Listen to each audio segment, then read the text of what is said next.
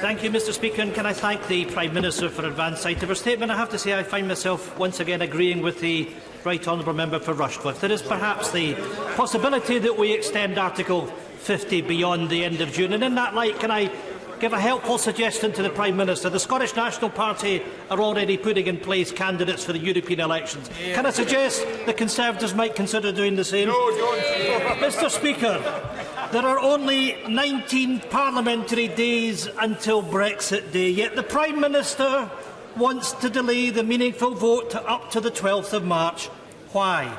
The 12th of March, only 10 parliamentary days before Brexit. We have lost 9 days when this issue could have been resolved. The Dutch Prime Minister says we are sleepwalking into a no-deal scenario.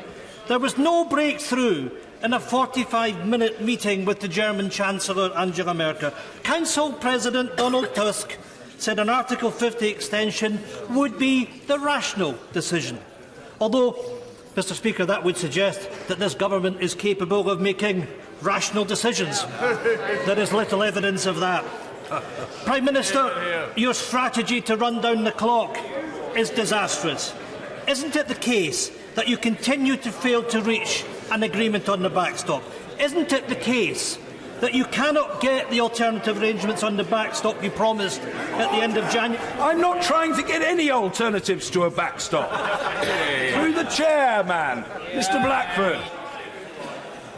Mr. Speaker, isn't it the case that the government cannot get alternative arrangements on the backstop that were promised at the end of January because the EU will not renegotiate? The EU has repeatedly made it clear the withdrawal agreement is non-negotiable.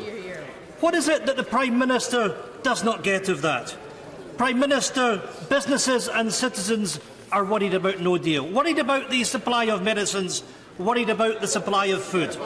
It is the height of irresponsibility for any government to threaten its citizens with these consequences. And you know, the Prime Minister sits and laughs at what she's doing to the people of the United Kingdom. What a disgrace. Mr. Speaker, this Prime Minister indicates she simply is not fit for office. Prime Minister, will you accept the overwhelming advice of business, of MPs and your Cabinet? Rule out no deal, extend Article 50, but do it today. This should not be left until the middle of March.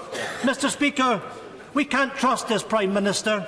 Parliament should take the opportunity to impose the timeline that she has set out today, so that the Prime Minister can't dodge this. Prime Minister. Well, thank you, Mr. Speaker. The Right Honourable Gentleman made various references to the discussions with the European Union. He asked why the meaningful vote was not being brought back this week, or had not been brought back before the latest date of the 12th of March. The answer to that is because we are taking this time to negotiate the changes required by this House in relation to the deal that we negotiated with the European Union. And that includes the work that has been done on alternative arrangements, as I indicated in my statement. Further work on those alternative arrangements has already been agreed with the European Union. So all those questions about there not being an opportunity to renegotiate, not being an opportunity to get any changes, no, that is not the case. We are in talks with the European Union, and we're talking about the issues, that this House required. And then finally, he talked about uncertainty.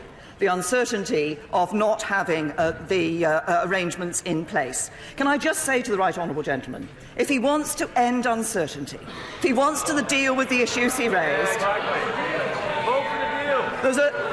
if he wants to end the uncertainty and deal with the issues he raised in his response to my statement, then he should vote for a deal.